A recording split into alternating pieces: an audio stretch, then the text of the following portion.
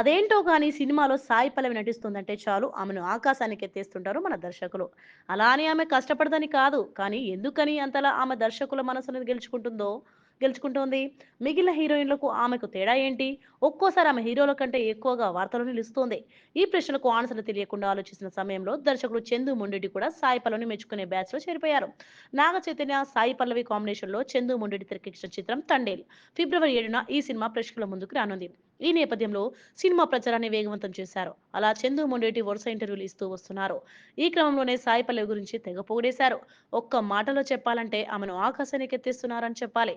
అయితే Sai Pallavi hard work, dedication గురించి తెలిసిన వాళ్ళు ఆయన చెప్పింది నిజమే కదా అని అంటారు.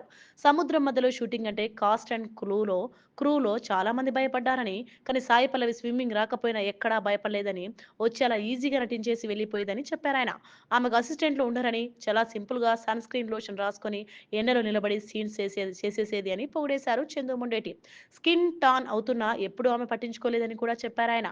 అక్కడితో ఆయన ఆగకుండా తనొక స్టార్ హీరోయిన్ అని గుర్తింపు ఉండాలని సాయి పల్లవి ఎప్పుడూ అనుకోలేదని, స్వామి వివేకానంద, రమణ మహర్షి టైప్ లో ఎంతో సింపుల్ గా ఉంటుందని చంద్రముండేటి చెప్పుకొచ్చారు.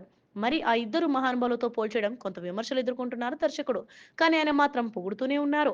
మరి ఆమె కష్టమేంటో, ఈయన చెప్పిన విధమేంటో తెలియాలంటే మరో వారం ఆగాల్సిందే. బీసీఎన్ ఛానల్ ఇందులో మీకు కావాల్సిన అన్ని రకాల హంగులు ఉంటాయి. Hi, this is MM Sri Lanka. Please subscribe to BCN channel.